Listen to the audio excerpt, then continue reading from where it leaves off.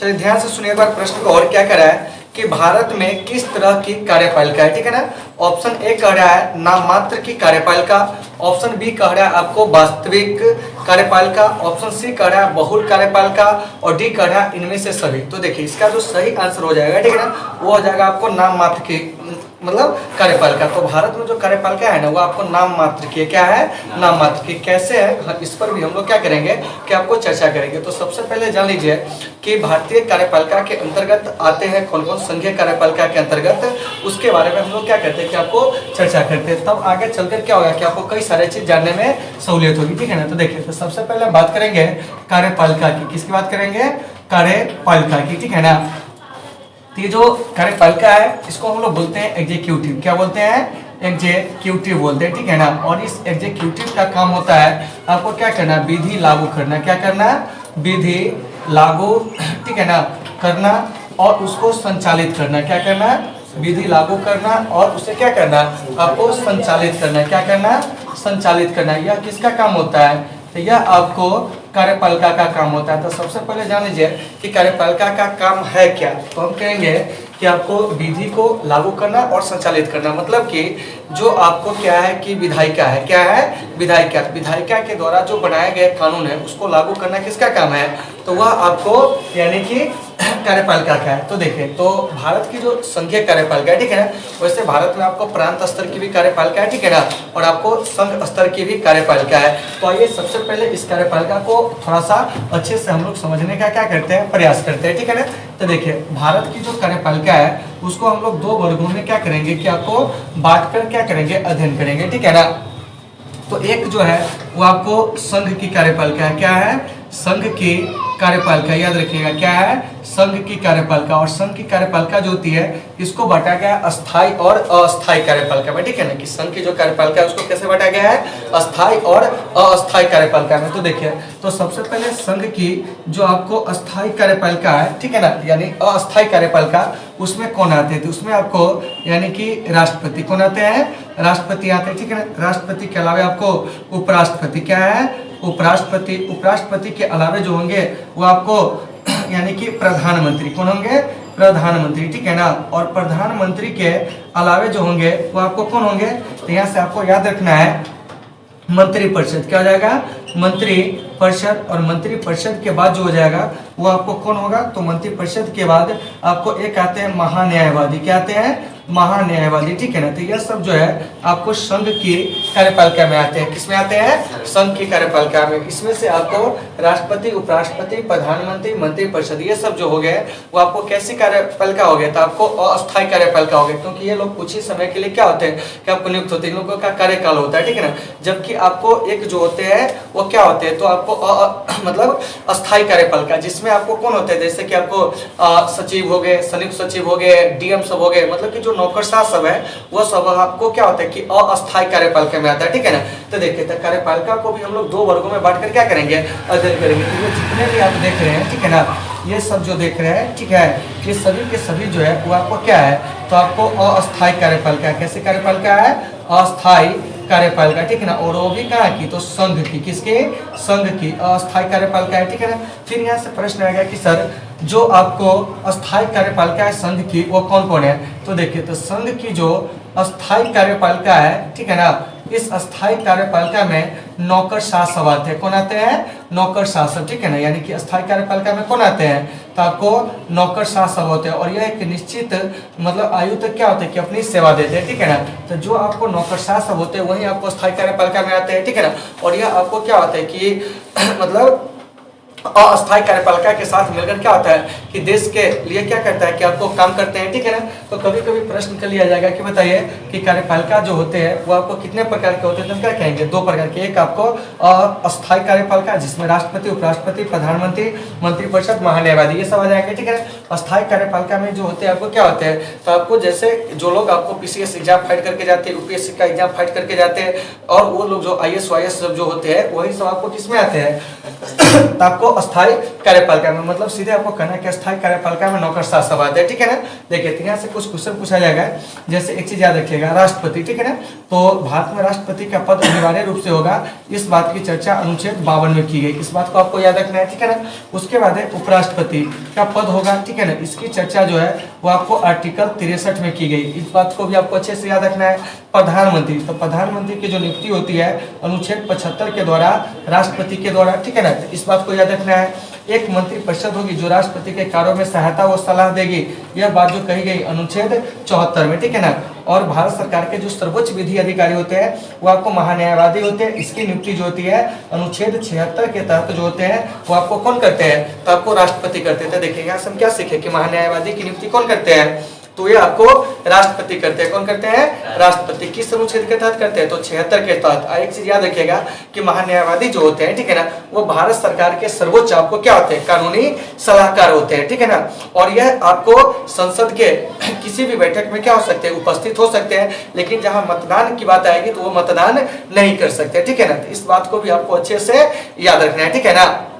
और अभी जो वर्तमान में हमारे महान्यायवादी है वो कौन है, तो वो आपको यानी कि के वेणुगोपाल है, ठीक है ना। तो इस बात को भी आपको अच्छे से याद रखना है। और महान्यायवादी जो है वो क्या होते हैं, तो भारत सरकार के सर्वोच्च विधि सलाहकार होते हैं, ठीक है ना। तो इन सारे चीजों को आपको अच्छे से समझना है। अब आइए, अब हम यहाँ से बात करेंगे कि एक जो होता है वो होता है आपको कहाँ की कार्यपालिका, तो वो आपको राज्य की कार्यपालिका, या उसी को हम लोग कहते हैं प्रांतों की कार्यपालिका। क्या कहते हैं, प्रांतों की कार्यपालिका। तो इस बात को भी आपको अच्छे से समझना है, ठीक है ना। तो ये जो प्रांतों की कार्यपालिका है, ठीक है, तो इस प्रांतों की कार्यपालिका के अंतर्गत जो आएंगे वो आपको कौन आएंगे, ठीक है ना। तो देखिए, तो प्रांतों की जो कार्यपालिका है, यह कार्यपालिका भी आपको अस्थायी होते हैं और आपको अस्थायी होते हैं। तो इसके जो आपको अस्थायी कार्यपालिका होगा उसमें आपको कौन आएगा, तो देखिए जरा सा, एक हो जाएगा आपको राज्यपाल, कौन हो जाएंगे, राज्यपाल, ठीक है ना। राज्यपाल के अलावे जो हो जाएंगे वो आपको मुख्यमंत्री, कौन हो जाएंगे, मुख्यमंत्री, ठीक है ना। मुख्यमंत्री के अलावे उनके जो मंत्री परिषद है, क्या है, मंत्री परिषद है, वो हो जाएंगे, ठीक है ना। इसके अलावे आपको एडवोकेट जनरल, कौन हो जाएंगे, एडवोकेट जनरल, जिसको हम लोग कहते हैं महाधिवक्ता। क्या कहते हैं, महाधिवक्ता। तो इस बात को आपको अच्छे से समझना है, ठीक है ना, कि जिस प्रकार से संघ की कार्यपालिका के जो आपको संवैधानिक प्रमुख होते हैं राष्ट्रपति, ठीक उसी प्रकार से प्रांतों की कार्यपालिका के जो संवैधानिक प्रमुख होते हैं कौन होते हैं, राज्यपाल होते हैं। तो यहाँ से हमारा प्रश्न था क्या, कि प्रांतों की कार्यपालिका में कौन कौन आएगा, तो देखिए राज्यपाल, मुख्यमंत्री, ठीक है ना। इसके अलावा आपको क्या है, मंत्रिपरिषद, महाधिवक्ता, ये लोग आते हैं, ठीक है ना। तो यहाँ से एक क्वेश्चन हमारा यह पूछा गया था क्या, कि भारत में किस प्रकार की कार्यपालिका है, तो वो आपको नाममात्र के। अब समझिए कि भारत में, थोड़ा सा इसको समझने के लिए आपको नीचे चलना होगा, ठीक है ना, कि सबसे पहले आपको संसदीय प्रणाली है। क्या है भारत में, संसदीय शासन प्रणाली। याद रखिएगा कि भारत में कैसी शासन प्रणाली है, संसदीय शासन प्रणाली। और भारत में संसदीय शासन प्रणाली जो है वो आपको ब्रिटेन से क्या है, प्रेरित है। कहाँ से प्रेरित है, भारत में संसदीय शासन प्रणाली जो है वो आपको ब्रिटेन से प्रभावित है, ठीक है ना, या ब्रिटेन से प्रेरित है। अब यहाँ से बात करते हैं कि संसदीय प्रणाली में, ठीक है ना, कि हमारे यहाँ भी है, तो हमारे यहाँ जो शासन के अध्यक्ष होते हैं वो आपको कौन होते हैं, प्रधानमंत्री। क्या होते हैं, शासन के अध्यक्ष। देखिए संसदीय प्रणाली है हमारे यहाँ, और हमारे यहाँ शासन के अध्यक्ष जो होते हैं वो आपको पीएम होते हैं। कौन होते हैं, पीएम। जबकि आपको राज्य के जो अध्यक्ष होते हैं, ठीक है ना, ध्यान से सुनिएगा, वह राज्य के जो अध्यक्ष होते हैं, इसको आपको अच्छे से समझना है, वो आपको कौन होते हैं, तो राज्य के जो अध्यक्ष होते हैं वो आपको राष्ट्रपति होते हैं, यानी कि प्रेसिडेंट होते हैं। कौन होते हैं, प्रेसिडेंट होते हैं। तो देखिए, तो हमारे भारत में यह भी कहा गया है, ठीक है ना, कि अनुच्छेद 1 जो 53 है उसको समझिएगा। अनुच्छेद 53 में कहा गया है कि संघ की कार्यपालिका शक्ति जो है वह आपको राष्ट्रपति के हाथों में निहित होगी, जिसका प्रयोग वे स्वयं या अपने अधीनस्थों के माध्यम से करेंगे। तो यहाँ पर अपने अधीनस्थ करने का मतलब क्या हो गया, तो वे मंत्री परिषद की सलाह से अपने शक्ति का क्या करेंगे, प्रयोग करेंगे। क्या करेंगे, प्रयोग करेंगे। तो देखिए, तो यहाँ पर संवैधानिक रूप से जो प्रमुख बनाया गया है वह तो आपको किसको बनाया गया है, राष्ट्रपति को। लेकिन राष्ट्रपति के सारे शक्तियों का जो प्रयोग करते हैं वो आपको कौन करते हैं, तो ये आपको यानी कि प्रधानमंत्री करते हैं। इसीलिए कहा जाता है कि भारत में जो कार्यपालिका है, क्या है, कार्यपालिका है, वह आपको कैसी है बताइए, तो वह आपको नाममात्र की कार्यपालिका है। कैसी कार्यपालिका है, नाममात्र की कार्यपालिका। कार्यपालिका का काम क्या होता है, तो विधि को लागू करना, संचालित करना, मतलब कि जो विधायिका कानून बनाएगी, ठीक है ना, उस कानून को क्या करना है, कि आपको लागू करना, संचालित करना, यह सब जो काम है किसका है, तो आपको कार्यपालिका क्या है। तो उम्मीद है कि आपको ये सारे चीज होंगे समझ में आ गए होंगे, ठीक है ना। अब देखिए आगे क्या कर रहा है कि LTTE किस देश का आतंकी संगठन है? ऑप्शन ए में कह रहा है पाकिस्तान, बी में आपको म्यांमार, ठीक है ना, उसके बाद सी में श्रीलंका और डी में है चीन। तो देखिए LTT जो है, ठीक है ना, ध्यान से सुनेगा, LTTE यह आपको श्रीलंका का आतंकी क्या है? संगठन है। क्या है? संगठन है। तो LTT का मतलब क्या होता है? तो लिबरेशन ऑफ टाइगर्स तमिल इलम, ठीक है ना। तो यह आपको क्या है कि तमिलों का, देखिए श्रीलंका में क्या है कि आपको सिहलियों और तमिलों के बीच में क्या है कि आपको संघर्ष जो है हमेशा से होता रहा है। क्या है? हमेशा से होता रहा। और खासकर संघर्ष तब बढ़ा जब 1956 में वहाँ के जो राष्ट्रपति थे उन्होंने क्या किया कि सिहली को राजभाषा का दर्जा दे दिया और जो बौद्ध धर्म था उसको राजकीय धर्म जब घोषित किया तो वहाँ पर क्या हुआ कि थोड़ा सा विवाद जो था ज्यादा बढ़ गया। तो देखिए, तो ये जो आप देख रहे हैं LTT मतलब कि लिबरेशन ऑफ टाइगर्स तमिल इलम, यह जो आपको तमिल जो आपको अल्पसंख्यक है उसी का यह क्या है कि आपको एक संगठन है। क्या है? संगठन है। और इसी संगठन ने क्या किया था कि आपको 1991 में राजीव गांधी की क्या कर दी थी? हत्या कर दी थी। तो इस बात को भी आपको अच्छे से क्या करना है? याद रखना है। तो अगर आपसे क्वेश्चन पूछेगा कि बताइए LTT कहाँ की आतंकी संगठन है तो हम क्या कहेंगे? तो वह आपको श्रीलंका की। तो कहीं पर अपना लिख लीजिएगा कि LTTE, ठीक है ना, कहाँ की आतंकी संगठन है तो हम क्या कहेंगे? तो ये आपको श्रीलंका की, कहाँ के? श्रीलंका की आतंकी संगठन है, ठीक है ना। फिर यहाँ से क्वेश्चन पूछा जाएगा आपसे, बताइए कि उल्फा कहाँ की आतंकी संगठन है? तो उल्फा जो है वो आपको भारत का, कहाँ का? भारत का आतंकी संगठन है। तो इन चीजों को भी आपको अच्छे से याद रखना। और LTT जो कि आपको श्रीलंका का है, जबकि उल्फा जो क्या का है? भारत का आतंकी संगठन है, ठीक है ना। तो वही क्वेश्चन पूछा LTT किस देश का आतंकी संगठन है, तो हमारा आंसर क्या हो जाएगा? श्रीलंका। क्या हो जाएगा? श्रीलंका। और इसी संगठन ने क्या किया था कि आपको LTT ने क्या किया था कि 21 मई 1991 को क्या किया था कि आपको एक चुनाव प्रचार के दौरान राजीव गांधी की क्या कर दी थी? आपको हत्या कर दी थी। तो इस बात को भी रखिएगा याद, ठीक है ना, कि राजीव गांधी की हत्या कब हुई थी? 21 मई 1991 को। इसीलिए 21 मई को क्या होता है कि आपको एंटी टेररिज्म डे जो होते हैं वो आपको मनाए जाते हैं। तो इन सब बात को आपको अच्छे से याद रखना है। तो उम्मीद है कि आपको ये सारे चीज समझ में आगे होंगे। तो आप लोग इसको फटाफट क्या कर लीजिए? क्लियर कर लीजिए। फिर हम मिलते हैं इससे नेक्स्ट टॉपिक में, ठीक है ना।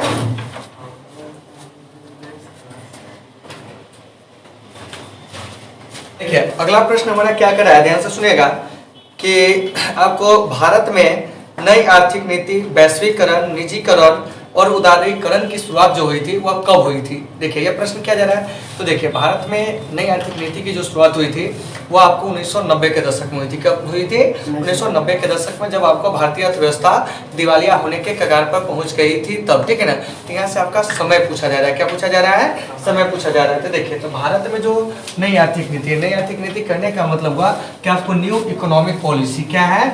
न्यू इकोनॉमिक पॉलिसी, ठीक है ना। तो इसी को हम लोग संक्षेप में बोलते हैं नेप। क्या बोलते हैं? नेप बोलते हैं, ठीक है ना। तो नेप करने का मतलब क्या हो गया? तो आपको न्यू क्या हो गया? न्यू इकोनॉमिक, ठीक है ना, पॉलिसी, इसी को बोलते हैं, ठीक है। चलिए, इसका मतलब हो जाएगा आपको नई आर्थिक नीति। क्या हो जाएगा? नई आर्थिक नीति। तो इन बातों को आपको सबसे पहले अच्छे से याद रखना है। तो देखिए, तो भारत में ये जो नई आर्थिक नीति है इसकी जो शुरुआत हुई थी वो आपको 1991 में हुई थी। कब हुई थी? 1991। ये बात आपको याद रखना है कि भारत में नई आर्थिक नीति की शुरुआत कब हुई थी? तो वो आपको 1991 में हुई थी, ठीक है ना। और इसके तहत क्या हुआ था कि आपको भारतीय जो परिवेश है, ठीक है ना, भारतीय अर्थव्यवस्था है, इसमें आपको 3 प्रकार के विचारों पर ज्यादा बल दिया गया। एक आपको वैश्वीकरण, ठीक है ना, एक है आपको उदारीकरण और एक है निजीकरण। तो देखिए, तो वैश्वीकरण को ही हम लोग कहते हैं भूमंडलीकरण या विश्वव्यापीकरण। क्या कहते हैं? विश्वव्यापीकरण, ठीक है ना। तो यहाँ से डायरेक्ट सबसे पहले कि भारत में नई आर्थिक नीति की शुरुआत कब? 1991 में, ठीक है ना। और इसी के अंतर्गत क्या हुआ था कि आपको भारतीय अर्थव्यवस्था में 3 चीजों का समावेश किया गया। एक जो था वो आपको क्या था? तो वैश्वीकरण। क्या था? वैश्वीकरण, ठीक है ना। या इसी वैश्वीकरण को बोलते हैं हम लोग क्या? तो विश्वव्यापीकरण। क्या बोलते हैं? विश्वव्यापीकरण, या इसी को बोला जाता है भूमंडलीकरण। याद रखिएगा, ठीक है ना। दूसरा है आपको उदारीकरण। क्या है? उदारीकरण। तो इन बातों का आपको अच्छे से याद रखना है। तीसरा जो है वह आपको निजीकरण। क्या है? निजीकरण। तो इस बात को भी अच्छे से याद रखना है। तो देखिए, तो भारत में आपको ये भूमंडलीकरण, उदारीकरण, निजीकरण, इस सब की जो शुरुआत हुई थी ना वो आपको 1991 में ही हुई थी। कब हुई थी? 1991 में। तो अगर आपसे क्वेश्चन पूछ देगा कि बताओ कि भारत में उदारीकरण की शुरुआत कब हुई थी? 1991 में। निजीकरण की शुरुआत कब हुई थी? 1991 में। वैश्वीकरण की शुरुआत कब हुई थी? 1991 में। नई आर्थिक नीति की शुरुआत कब हुई थी? तो 1991। और नई आर्थिक नीति के अंतर्गत इन सारे चीजों को क्या हुआ था कि आपको लाया गया था, ठीक है ना। तो फिर यहाँ से क्वेश्चन पूछ लिया जाएगा कि बताइए कि भारत में जिस समय नई आर्थिक नीति की शुरुआत हुई थी उस समय भारत के जो आपको प्रधानमंत्री थे कौन थे। तो इस समय जो भारत के प्रधानमंत्री थे यानी कि पीएम जो थे नई आर्थिक नीति शुरू करने वाले, उनका नाम था आपको पीवी नरसिम्हा राव। क्या थे? पीवी नरसिम्हा राव यानी पामुलापति वेंकट नरसिम्हा राव, ठीक है ना। ये आपको क्या थे कि आपको प्रधानमंत्री थे और यह दक्षिण भारत से प्रधानमंत्री बनने वाले पहले व्यक्ति थे और गैर कांग्रेस क्या कहते हैं कि गैर गांधी परिवार से होते हुए भी कांग्रेस की ओर से 5 सालों तक प्रधानमंत्री बने रहने का रिकॉर्ड जो है पीवी नरसिम्हा राव के पास है। मतलब क्या हुआ समझिए इसको कि ये तो आपको गांधी परिवार से तो नहीं है लेकिन नेता थे कांग्रेस के। क्या कहाँ के थे? कांग्रेस के थे। तो कांग्रेस की ओर से, ठीक है ना, 5 सालों तक प्रधानमंत्री बने रहने का रिकॉर्ड जो है गांधी परिवार के अलावा वो किसके पास है? तो पीवी नरसिम्हा राव के पास है। और इन्होंने ही आपको क्या किया था कि नई आर्थिक नीति शुरू किए थे और इनमें जो सबसे बड़ी भूमिका निभाया था इनके नई आर्थिक नीति शुरू करने में, ठीक है ना, वो आपको डॉक्टर मनमोहन सिंह को निभाए थे। डॉक्टर मनमोहन सिंह, और मनमोहन सिंह इनके सरकार में क्या थे? वित्त मंत्री थे। इसलिए अगर क्वेश्चन पूछा जाएगा कि भारत में आर्थिक उदारीकरण का पिता किसे कहा जाता है, तो याद रखिएगा कि भारत में ये जो आर्थिक उदारीकरण है, क्या है? आर्थिक उदारीकरण। इस आर्थिक उदारीकरण का जो पिता है, ठीक है ना, भारत में देखिए, भारत में आर्थिक उदारीकरण का पिता वो आपको डॉक्टर मनमोहन सिंह को कहा जाता है। किसको कहा जाता है? डॉक्टर मनमोहन सिंह को। हालांकि बाद के दिनों में क्या हुए थे कि आपको भारत के प्राइम मिनिस्टर भी बने 2004 से लेकर 2014 के बीच की अवधि में, ठीक है ना। और ये असम से राज्यसभा सांसद रहते हुए क्या हुए थे कि आपको प्रधानमंत्री बने थे, ठीक है ना।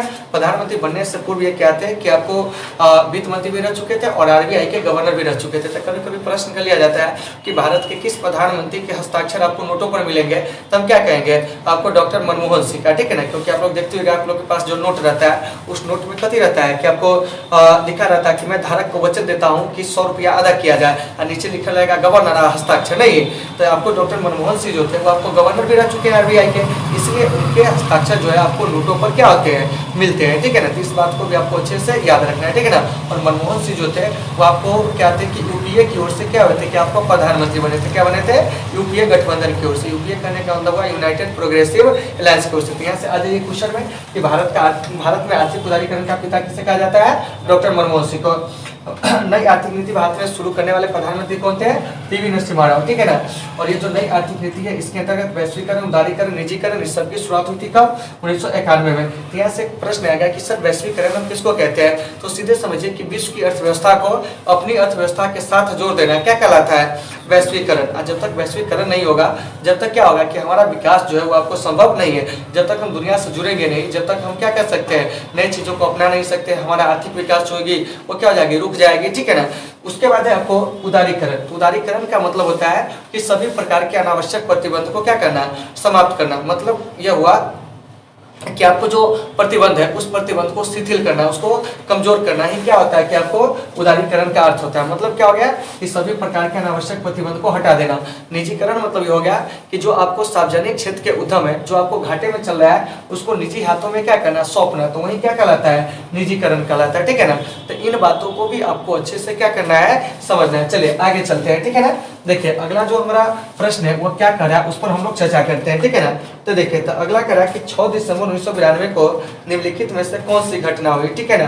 तो देखिए तो ऑप्शन ए कर रहा है बाबरी मस्जिद का विध्वंस, ठीक है ना। तो सबसे पहले हम ऑप्शन लिख देते हैं, ठीक है। ए नंबर ऑप्शन कर रहा है बाबरी मस्जिद। क्या कर रहा है? बाबरी मस्जिद, ठीक है ना, का विध्वंस। क्या है? बाबरी मस्जिद का विध्वंस ये कह रहा है, ठीक है ना। दूसरा जो है वह आपको कह रहा है क्या? ध्यान से सुनिएगा कि भारत में पहला सफल परमाणु परीक्षण, ठीक है ना, यानी कि पहला परमाणु परीक्षण, ये भारत की बात हो रही है, ठीक है ना। पहला परमाणु परीक्षण ये प्रश्न आपसे किया जा रहा है, ठीक है ना। उसके बाद है आपको तीसरा ऑप्शन जो दे रहा है वो क्या दे रहा है? देखिए कि आपको जनता दल का गठन। किसका गठन? जनता पार्टी का गठन, ठीक है ना।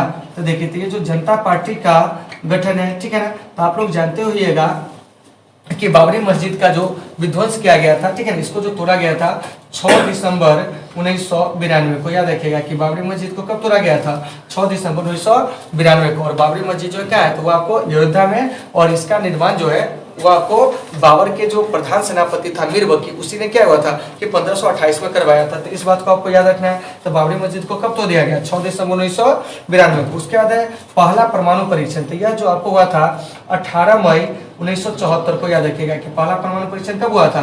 18 मई 1974 को। जब पहला परमाणु परीक्षण हुआ था उस समय जो भारत के प्रधानमंत्री थी, ठीक है ना, वो आपको इंदिरा गांधी थी। कौन थी? इंदिरा गांधी थी। इस बात को याद रखना। पहला परमाणु परीक्षण कहाँ हुआ था? तो आपको राजस्थान के पोखरण में हुआ था और उसका जो कोडवर्ड था वो था आपको स्माइलिंग बुद्धा, मतलब कि बुद्ध मुस्कुराए। क्या किए? बुद्ध मुस्कुराए, ठीक है ना। तो क्वेश्चन पूछ लेगा कि पहला परमाणु परीक्षण कब? तो 18 मई 1974 को। कहाँ हुआ था? तो राजस्थान के पोखरण में। इसका कोड क्या था? तो हम कहेंगे बुद्ध मुस्कुराए, मतलब स्माइलिंग बुद्धा, ठीक है ना। तीन बातों को आपको अच्छे से समझना। और इस प्रकार भारत जो है दुनिया के 5 महाशक्ति के अलावा दुनिया का 6ठा परमाणु संपन्न देश बना, ठीक है ना।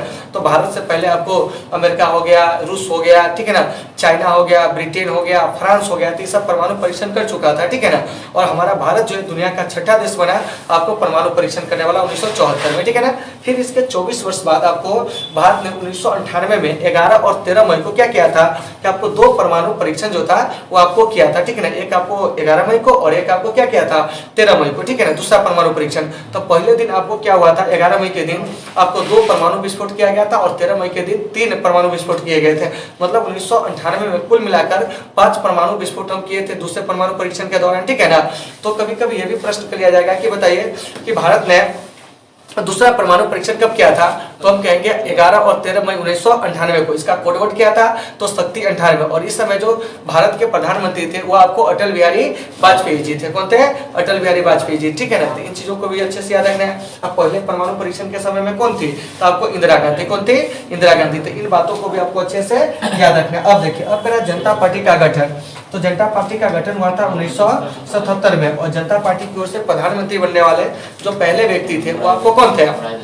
मोरारजी देसाई। नहीं, बताया था ना कि भारत के प्रथम गैर कांग्रेसी प्रधानमंत्री कौन? मोरारजी देसाई। अच्छा ये बताइए तो भारत के प्रथम पूर्णतः गैर कांग्रेसी प्रधानमंत्री कौन थे?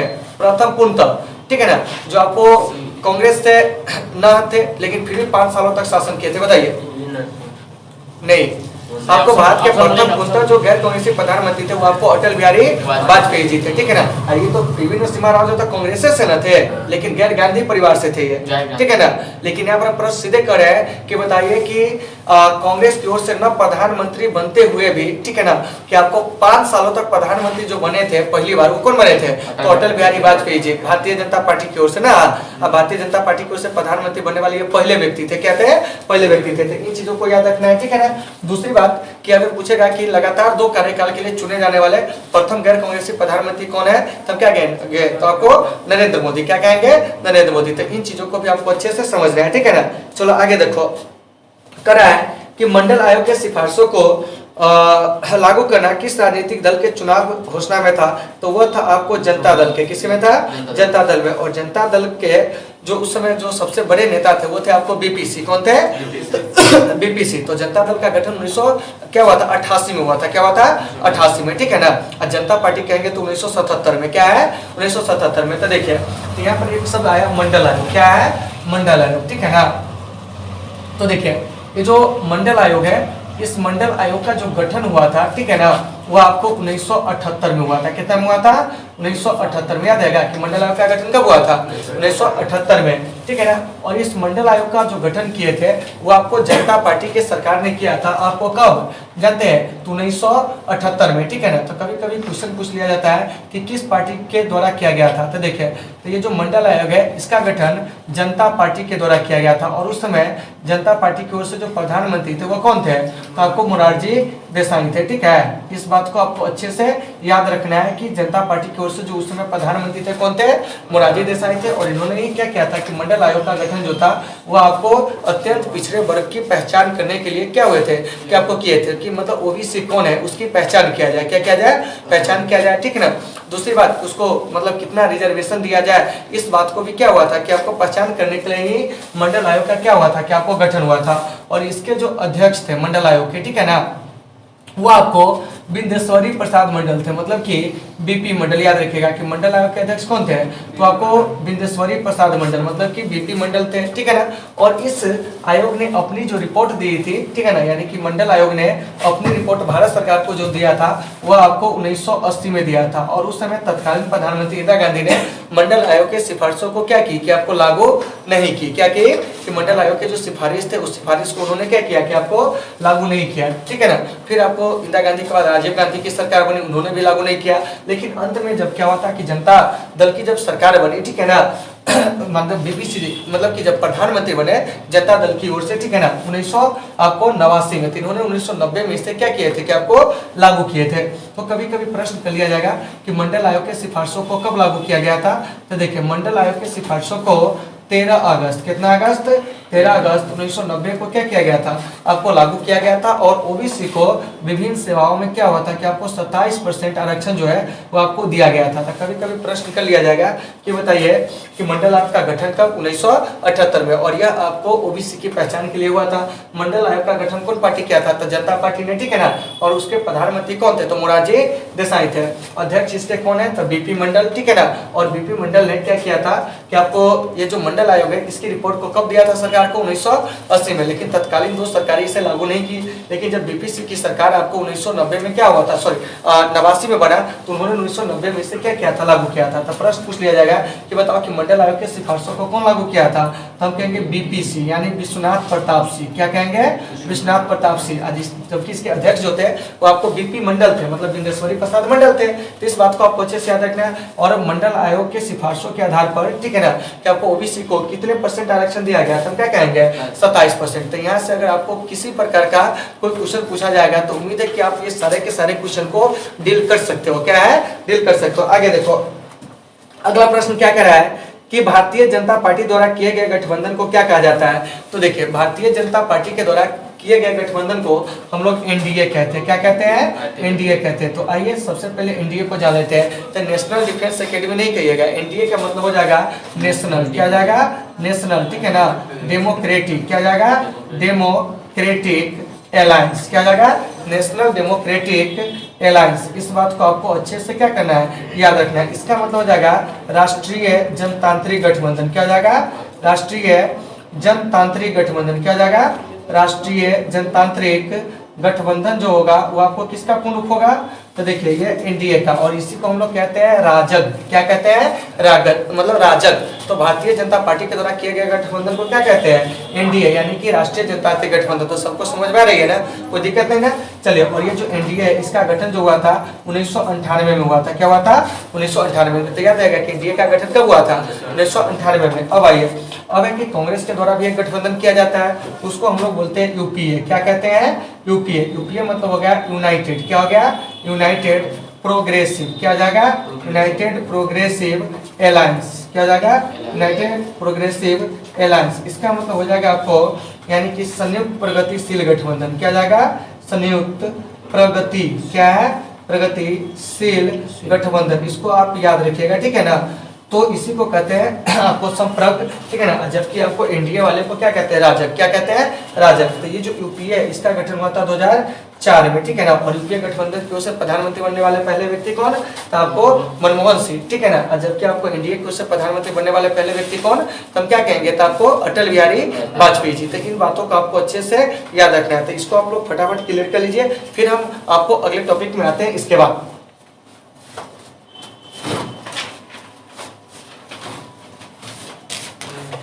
देखिए अगला प्रश्न कर रहा है कि शाह आयोग का गठन कब किया गया, ठीक है ना। तो देखिए, तो शाह आयोग का गठन किया गया था 1977 में। कितना में, 1977 में। जनता पार्टी के जो मतलब प्रधानमंत्री थे आपको यानी मोरारजी देसाई, उनके द्वारा। तो शाह आयोग का गठन क्यों किया गया था, तो 1975 के जो आपातकाल है उस आपातकाल की क्या करने के लिए, कि आपको जांच करने के लिए, कि 1975 में जो आपातकाल लगा इस दौरान लोगों पर क्या हुआ था कि विभिन्न तरह के अत्याचार किए गए थे। तो उसी सब के जांच के लिए क्या हुआ था कि शाह आयोग का गठन हुआ था। तो कभी कभी प्रश्न कर लिया जाएगा आपसे कि बताइए कि ये जो शाह आयोग है इसका गठन कब हुआ था। तो देखिए, तो ये जो शाह आयोग है, ध्यान से सुनिएगा, इसका गठन 1977 में हुआ था। कितना में हुआ था, 1977 में। याद आएगा कि शाह आयोग का गठन कब हुआ था, 1977 में। और किस पार्टी की सरकार द्वारा शाह आयोग का गठन हुआ था, तो आपको जनता पार्टी की सरकार के द्वारा शाह आयोग का क्या हुआ था, गठन हुआ था, ठीक है ना। और जनता पार्टी के उस समय जनता पार्टी की ओर से जो प्रधानमंत्री थे वो कौन थे, तो वह आपको मोरारजी देसाई थे। कौन थे, मोरारजी देसाई थे। तो इन बातों को भी आपको अच्छे से समझना है कि उस समय जनता पार्टी की ओर से प्रधानमंत्री कौन थे, मोरारजी देसाई। और उन्होंने ही क्या किया था कि आपको 1975 के जो आपातकाल था उसकी जांच के लिए क्या हुआ था कि शाह आयोग का गठन किया गया था। तो शाह आयोग क्या किया कि आपको 1975 का जो आपको राष्ट्रीय आपातकाल लागू हुआ था, याद रखिएगा क्या है, 1975 का जो राष्ट्रीय आपातकाल है, इस राष्ट्रीय आपातकाल की जांच करने के लिए क्या हुआ था कि आपको शाह आयोग का गठन हुआ था, यानी कि जांच हेतु, ठीक है ना। 1975 राष्ट्रीय आपातकाल की जांच हेतु शाह आयोग का गठन कब किया गया था? 1977 में, जब जनता पार्टी की सरकार बनी थी। तो याद रखिएगा हमारे देश में अब तक जो है आपको राष्ट्रीय आपात जो है, ठीक है ना, मेरी बात सुनो, कि अब तक हमारे देश में जो राष्ट्रीय आपात है वो आपको 3 बार लागू हो चुका। एक आपको 1962 में, ठीक है ना, जब चीन द्वारा भारत पर आक्रमण किया गया तब, 1971 में पाकिस्तान द्वारा जब भारत पर आक्रमण किया गया तब, और 1975 में इंदिरा गांधी जो थी, ठीक है ना, वो आपको आंतरिक गड़बड़ी का बहाना बनाकर 1975 में क्या की थी? राष्ट्रीय आपात लगाई थी। तो देखिए 1977 में चुनाव हुआ, 1977 के चुनाव में क्या हुआ था कि आपको मतलब इंदिरा गांधी की हार हुई और आपको सरकार बनी जनता पार्टी की, और जनता पार्टी की ओर से प्रधानमंत्री कौन बने? मोरारजी देसाई। तो मोरारजी देसाई ने 1975 की आपातकाल के जांच करने के लिए 1977 में किस आयोग को बनाए थे? तो आपको शाह आयोग का बनाया था, ठीक है ना। तो अगर आपसे प्रश्न पूछेगा कि शाह आयोग का गठन कब हुआ था तो हम क्या कहेंगे? 1977 में। शाह आयोग का गठन कौन किया था? तो जनता पार्टी की सरकार ने किया था। उस समय प्रधानमंत्री कौन थे? मोरारजी देसाई। इसका काम क्या था? 1975 में जो राष्ट्रीय आपातकाल लागू हुआ था उसका क्या करना है? जांच करना। क्या करना है? जांच करना। तो उम्मीद है कि आपको शाह आयोग से पूछे जाने वाले क्वेश्चन एकदम क्लियर हो गए होंगे, ठीक है ना। चलिए आगे देखते हैं। अगला प्रश्न क्या कर रहा है, ध्यान से सुनिए कि संपूर्ण क्रांति से किसका नाम जुड़ा हुआ है? तो देखिए, तो संपूर्ण क्रांति से आपको जयप्रकाश नारायण जी का नाम जुड़ा हुआ है। किसका नाम जुड़ा हुआ है? जयप्रकाश नारायण जी का, ठीक है ना। याद रखिएगा कि संपूर्ण क्रांति से किनका नाम जुड़ा है? तो आपको जयप्रकाश नारायण जी को याद रखिएगा। किनका? तो जयप्रकाश नारायण जी का नाम जो है वो आपको संपूर्ण क्रांति से जुड़ा हुआ है। फिर यहाँ से प्रश्न आएगा कि जयप्रकाश नारायण जी को अन्य हम लोग किस नाम से जानते हैं? तो देखिए, इनको ना हम लोग जेपी के नाम से जानते हैं। किस नाम से जानते हैं? जेपी के नाम से। इनको हम लोग लोकनायक के नाम से भी जानते हैं। किस नाम से जानते हैं? लोकनायक के नाम से भी जानते हैं। इनको हम लोग बाउल के नाम से भी जानते हैं, क्योंकि जेपी जी का बचपन का नाम जो था वो आपको बाउल था। बड़े होने पे इनको प्रसिद्धि के कारण क्या हुआ था कि आपको जन जन के प्रिय होने के कारण इन्हें लोकनायक कहा गया। क्या कहा गया? लोकनायक कहा गया, ठीक है ना। फिर यहाँ से कभी कभी प्रश्न कर दिया जाएगा कि बताइए कि संपूर्ण क्रांति जो था इसका नारा ये आपको जयप्रकाश नारायण जी है कहाँ से दिए थे, ठीक है ना। तो इन्होंने 5 जून, ठीक है ना, 1974 को पटना के गांधी मैदान से, कहाँ से? पटना के जो आपको गांधी मैदान है, इसी गांधी मैदान से इन्होंने क्या किया था कि आपको संपूर्ण क्रांति का क्या किए थे? आपको नारा दिए थे। और इस संपूर्ण क्रांति का उद्देश्य था कि जो उस समय की तत्कालीन इंदिरा गांधी की सरकार है केंद्र में, प्रांत में, ठीक है ना, उसको सत्ता से बेदखल करना, क्योंकि इस सरकार में महंगाई, बेरोजगारी, भ्रष्टाचार, भूखमरी ये सब क्या हो गया था? ज्यादा बढ़ गया था। तो इसी सबको हटाने के लिए क्या हुआ था कि आपको संपूर्ण क्रांति का आह्वान जो था वो किसके द्वारा किया गया था? तो आपको जयप्रकाश नारायण जी के द्वारा। तो इन बातों को आपको अच्छे से क्या करना है? समझना है, ठीक है ना। फिर यहाँ से अगला जो हमारा प्रश्न कर रहा है, देखिए इसमें और सारे लोगों का नाम दे रहा है, जैसे कि आपको जॉर्ज फर्नांडिस। तो ये आपको रेल हड़ताल के क्या थे? प्रमुख नेता थे। तो आप याद रखिएगा कि रेल हड़ताल के जो प्रमुख नेता थे, ठीक है ना, उस दौरान इंदिरा गांधी के समय में, ठीक है ना, वो आपको कौन थे? तो वो आपको जॉर्ज फर्नांडिस थे। कौन थे? जॉर्ज फर्नांडिस। ये अटल बिहारी वाजपेयी जी के सरकार में आपको रक्षा मंत्री भी रहे थे। क्या रहे थे?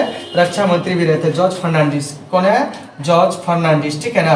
तो इस बात को आपको अच्छे से याद रखना है। और जॉर्ज फर्नांडिस जो है जो आपको 1974 में ही आपको रेल रोको आंदोलन हुआ था, ठीक है ना, उसमें ये अग्रणी भूमिका जो थे वो आपको क्या किए थे? निभाए थे। और ये एक चीज याद रखिएगा, हमारे मुजफ्फरपुर से भी है आपको चुनाव लड़े हुए हैं। क्या है? चुनाव लड़े हुए थे। इस बात सबको भी थोड़ा बहुत याद रखिएगा, ठीक है ना। और अटल बिहारी वाजपेयी जी के जो आपको कार्यकाल था प्रधानमंत्री का, ठीक है ना, उसमें यह क्या थे? तो आपको रक्षा मंत्री भी रहे थे। क्या रहे थे? रक्षा मंत्री भी रहे थे, ठीक है ना। तो याद रखिएगा कि जॉर्ज फर्नांडिस रक्षा मंत्री भी रह चुके हैं। क्या रह चुके हैं? रक्षा मंत्री भी। किस सरकार में जानते हैं? तो आपको अटल बिहारी वाजपेयी जी के सरकार में। किसके सरकार में? अटल बिहारी वाजपेयी। क्या है? अटल बिहारी वाजपेयी जी के सरकार में आपको रक्षा मंत्री भी जो है वह क्या है? क्या रह चुके हैं? कौन? तो जॉर्ज फर्नांडिस। और ये 1974 में जो रेल हड़ताल आंदोलन हुआ था उसके ये क्या थे कि अग्रणी थे। क्या थे? अग्रणी थे। बिहार में छात्र आंदोलन के जो अग्रणी पूछेगा तो आपको जयप्रकाश नारायण, ठीक है ना। संपूर्ण क्रांति का आह्वान कौन किए थे? तो जयप्रकाश नारायण। तीन बातों का आपको अच्छे से याद रखना है। अब देखिए करा है कि इंदिरा हटाओ किसका नारा था? तो देखिए, तो जो विपक्षी गठबंधन 1971 में बना था उसका नारा था इंदिरा हटाओ। तो इंदिरा गांधी ने क्या किया था, इसके एवज में एक नारा दिया था गरीबी हटाओ। तो कभी क्वेश्चन पूछ लेगा गरीबी हटाओ का नारा कौन दिया था? तो हम क्या कहेंगे? इंदिरा गांधी। क्या कहेंगे? इंदिरा गांधी। फिर यहाँ पर एक नाम गैर कांग्रेसवाद का, ठीक है ना। तो गैर कांग्रेसवाद का जो नारा दिए थे वो आपको राम मनोहर लोहिया दिए थे। कौन दिए थे? राम मनोहर लोहिया। तो इन सभी बातों को आपको अच्छे से क्या करना है, समझना है। अगला प्रश्न क्या कर रहा है, सुनिए कि भारतीय विदेश नीति जो है वो आपको इसके क्या लक्ष्य है। पहला कर रहा है अंतर्राष्ट्रीय शांति और सुरक्षा में वृद्धि, ठीक है ना, अंतर्राष्ट्रीय कानून के प्रति सम्मान, मध्यस्थता और अंतर्राष्ट्रीय विवादों का समाधान, उपयुक्त सभी, ठीक है, क्या हो जाएगा? सभी हो जाएगा। क्योंकि राज्य के नीति निर्देशक सिद्धांत आप लोग जब पढ़े होइएगा तो उसमें अनुच्छेद 51 है। तो अनुच्छेद 51 में भारत के विदेश नीति के बारे में क्या की गई है, क्या आपको चर्चा की गई, यानी डीपीएसपी में, ठीक है ना, यानी कि राज्य के नीति निर्देशक सिद्धांत में, ठीक है ना। तो भारत की जो विदेश नीति है उस विदेश नीति में क्या है कि सबसे पहले जो भी आपको विवाद होगा उसका समाधान हम लोग क्या करेंगे कि आपको मध्यस्थता से करेंगे। कैसे करेंगे? मध्यस्थता से। दूसरी बात कि अंतर्राष्ट्रीय शांति और सुरक्षा को बनाए रखेंगे, अंतर्राष्ट्रीय संधियां, अंतर्राष्ट्रीय कानून का पालन करेंगे, ठीक है ना। तो कभी कभी प्रश्न कर लिया जाएगा कि भारत की जो विदेश नीति है वह क्या है। तो याद रखिएगा कि भारत की विदेश नीति, किसकी विदेश नीति? भारत की विदेश नीति जो है वो आपको गुट निरपेक्ष है। क्या है? गुट निरपेक्ष। याद आएगा कि भारत की विदेश नीति क्या है, तो आपको गुट निरपेक्ष है। और इस गुट निरपेक्ष नीति को जो बनाए थे भारत के प्रथम विदेश मंत्री और प्रथम प्रधानमंत्री आपको पंडित जवाहरलाल नेहरू ने। कौन बनाए थे? पंडित जवाहरलाल नेहरू ने, ठीक है ना। ये भारत के प्रथम विदेश मंत्री भी थे और प्रथम प्रधानमंत्री भी थे। तो इन बातों को आपको अच्छे से समझना है। प्रधानमंत्री पद पर इनका कार्यकाल क्या था? तो 1947 से लेके 1964। तो इन बातों को आपको बहुत अच्छे तरीके से बारीकी से क्या करना है कि आपको समझना है, ठीक है ना। तो भारत की विदेश नीति क्या? गुट निरपेक्ष, ठीक है ना। और इसको तैयार कौन किए थे? तो पंडित जवाहरलाल नेहरू ने, क्योंकि भारत के प्रथम क्या थे? विदेश मंत्री थे, ठीक है ना। और विदेश नीति जो होते हैं प्राय किसी देश के राष्ट्राध्यक्ष, प्रधानमंत्री या आपको क्या होते हैं विदेश मंत्रियों के द्वारा तैयार किए जाते हैं। तीन बातों को आपको अच्छे से समझना है। चलिए अगला प्रश्न क्या कर रहा है कि निम्नलिखित में से कौन सा सही है। देखिए कहा कि भारतीय प्रधानमंत्री पंडित जवाहरलाल नेहरू और चीनी प्रधानमंत्री चाउ एन लाई के बीच 1954 में पंचशील समझौता हुआ था। तो यह क्या, यह कथन सही है? सही है, क्योंकि पंचशील समझौता 1954 में हुआ था। दूसरा कह रहा है पंचशील की भावना ने हिंद चीनी भाई भाई का नारा विश्व के सामने रखा। यह भी बात सही है, क्योंकि चाचा हमारे कहते थे हिंद चीनी भाई भाई क्या है? भाई भाई। और पीठ में खंजर घोंपने के लिए क्या था? तैयार था। अगला कह रहा है कि 14 दिसंबर 1959 को संयुक्त राष्ट्र संघ की महासभा में उपस्थित 82 देशों ने पंचशील के प्रस्ताव को क्या कर लिया था? क्या आपको स्वीकार कर लिया था? क्या कर लिया था? स्वीकार कर लिया था। तो ये भी बात सही है। तो इसका जो सही आंसर हो जाएगा सभी हो जाएगा। तो देखिए, तो सबसे पहले पंचशील समझौता हुआ कब था, ठीक है ना। कभी कभी क्वेश्चन पूछ लिया जाता है, याद रखिएगा। तो देखिए, तो ये जो पंचशील समझौता है क्या है? पंचशील समझौता है वो आपको कब हुआ था? तो आपको 29 अप्रैल 1954 को, कितना को? 29 अप्रैल 1954 को पंचशील समझौता हुआ था। किसके बीच? तो आपको भारत और चीन के बीच। याद रखिएगा किसके बीच? भारत और चीन के बीच, ठीक है ना। और इस पर भारत के प्रधानमंत्री जो थे वो आपको पंडित नेहरू। कौन थे? भारत के प्रधानमंत्री पंडित नेहरू, ठीक है ना। और आपको चीन के प्रधानमंत्री जिसका नाम था चाउ एन लाई। क्या नाम था? चाउ एन लाई। देखिए नाम कितना था? चाउ एन लाई। उसी ने इस पर क्या किया था कि आपको हस्ताक्षर किया था। जब क्वेश्चन पूछेगा कि बताओ पंचशील समझौता में हस्ताक्षर कौन किया था, तो हम क्या कहेंगे? चाउ एन लाई और आपको पंडित जवाहरलाल नेहरू। इस बात को आपको अच्छे से क्या करना है? याद रखना है, ठीक है ना। और देखिए वो चाचा नेहरू की बहुत बड़ी भूल थी। पंचशील समझौता करना चाचा नेहरू की क्या थी? भूल थी, ठीक है ना। देखिए चाइना साम्यवादी राज्य जो बनाया था 1 अक्टूबर 1949 को, इसको कोई देश आपको इसके साथ संबंध स्थापित नहीं करना चाहा, लेकिन भारत जो है तुरंत अपना पड़ोसी होने के नाते इसको क्या हुआ? देश के रूप में मान्यता दे दिया। 1955 में जो आपको बाडुंग सम्मेलन हुआ था, तो बाडुंग सम्मेलन में चाइना को क्या कहते जानते हैं ना? ठोठी पकड़ के। क्या पकड़ के? ठोठी पकड़ के दुनिया के सामने कहे, वहां पर एशिया व अफ्रीका के 29 देश शामिल थे। हम कहे देखो मेरे अफ्रीका और एशिया के भाइयों, ये जो देख रहे हो ना, यह चाइना है, यह एक देश है। क्या है? यह एक देश है। इस प्रकार से हम उसको इंट्रो कराए थे। कब? तो आपको बाडुंग सम्मेलन में 1955 में, ठीक है ना। और इसी ने हमारे पीठ पर क्या किया था? 1962 में छुरा घोंप दिया, अर्थात पंचशील का उल्लंघन करके इसने क्या कर दिया कि हम पर अटैक कर दिया। क्या कर दिया? अटैक कर दिया। तो इन बातों को भी आपको अच्छे से क्या होगा? समझना होगा कि पंचशील का उल्लंघन करके किस देश ने भारत पर आक्रमण किया था? तो हम क्या कहेंगे? चीन ने। कब? 1962 में। जो कि इसमें कहा गया था पंचशील समझौता में, क्या जानते हैं कि दोनों देश जो है एक दूसरे के प्रादेशिक अखंडता और क्या कहते हैं जो संप्रभुता है उसका क्या करेगा? पालन करेगा। दोनों देश एक दूसरे के घरेलू मामले में हस्तक्षेप नहीं करेंगे।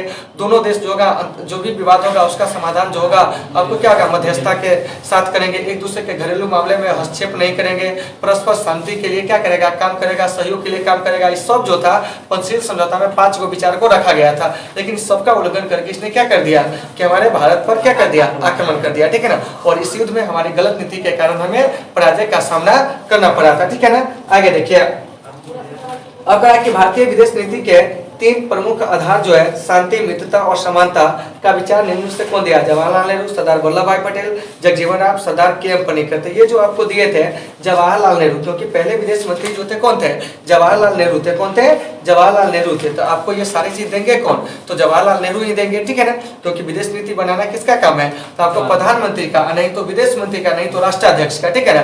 तो उस समय जो सर्वे सर्वा थे कौन थे, पंडित जवाहरलाल नेहरू। तो पंडित जवाहरलाल नेहरू ने ही भारतीय विदेश नीति को क्या किए थे, तैयार किए थे।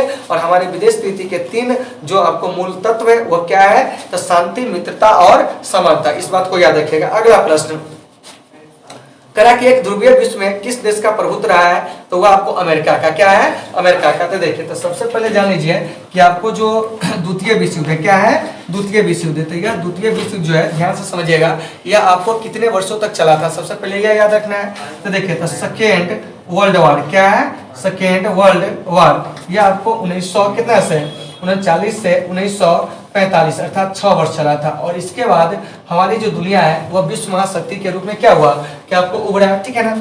और इसमें एक तरफ आपको सोवियत संघ था, कौन था, सोवियत संघ था, ठीक है ना, याद रखिएगा। और एक तरफ जो था कौन था, तो आपको अमेरिका था। तो सोवियत संघ पूंजीवाद को लेकर आगे बढ़ रहा था, और आपको सोवियत संघ कह रहे हैं कि सोवियत संघ तो आपको मतलब साम्यवाद को लेकर आगे बढ़ रहा था, और ये जो हमारा अमेरिका है वो आपको पूंजीवाद को लेकर क्या हो रहा था, आगे बढ़ रहा था। तो उस समय विश्व में 2 ध्रुवीयता आ गया था, तो विश्व में 2 शक्ति के केंद्र हो गए, ठीक है ना। तो इसी को कहा गया 2 ध्रुवीयता। लेकिन जब आपको 25 दिसंबर 1991 को जब आपको सोवियत संघ का विघटन हुआ, मतलब यूएसएसआर का विघटन हुआ, तो उसके बाद पूरी दुनिया में क्या हुआ था कि आपको एक ही देश का प्रभुत्व रहा, और वह देश है आपको कौन, तो आपको अमेरिका, क्या है, अमेरिका। तो वही कह रहा है कि एक ध्रुवीय विश्व में किस देश का प्रभुत्व रहा, तो हम क्या कहेंगे, अमेरिका। तो उम्मीद है कि आपको आज के ये सारे टॉपिक जो होंगे समझ में आ गए होंगे। तो चलिए आज की कक्षा को यहीं पे विराम देते, मिलते हैं फिर आपको नेक्स्ट वीडियो में।